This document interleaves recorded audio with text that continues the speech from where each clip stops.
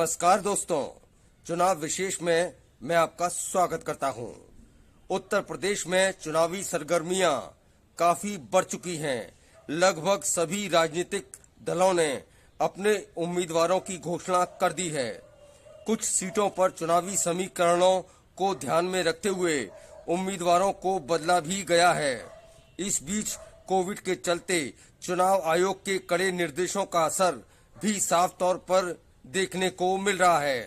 चुनाव प्रचार अब डोर टू डोर चल रहा है।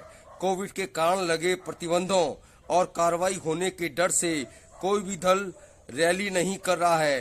राजनीतिक पार्टियां वर्चुअल मीटिंग और कार्यकर्ताओं को संबोधित कर रही हैं।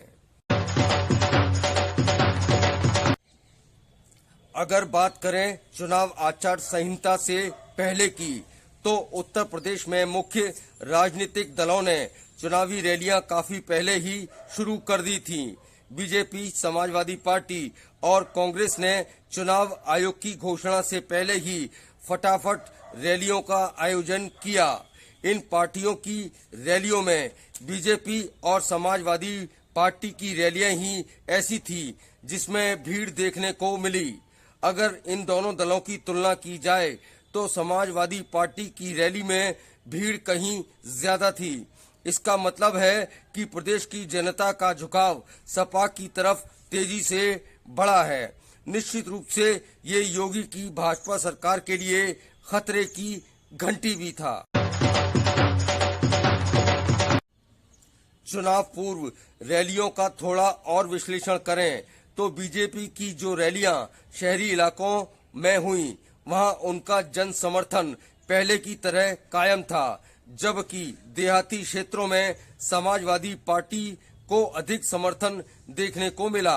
इसका कारण भी साफ है कि किसान और गरीब तबका बीजेपी से ज्यादा खुश नहीं है, लेकिन ऐसा भी नहीं है कि वो बीजेपी के ज्यादा खिलाफ है। इसको भांपते हुए यूपी में योगी सरकार ने चुनाव पूर्व ही गरीब मजदूरों के लिए उनके खातों में 500 रुपए 4 महीनों के लिए प्रति माह देने की घोषणा कर दी।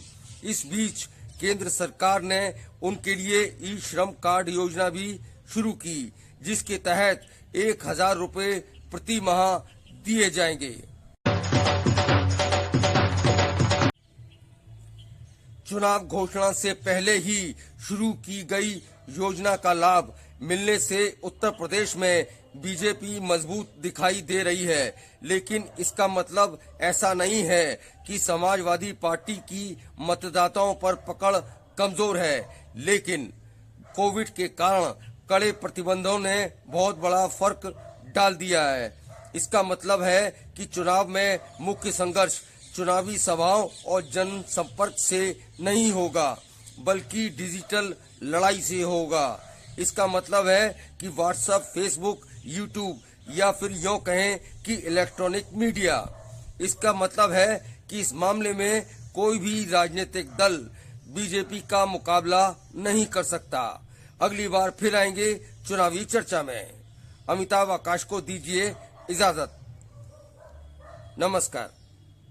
लेटेस्ट न्यूज अपडेट के लिए हमारे चैनल को सब्सक्राइब करें और साइड में दिख रहे नोटिफिकेशन बेल आइकन पर क्लिक करके हमारे वीडियो को सबसे पहले देखें।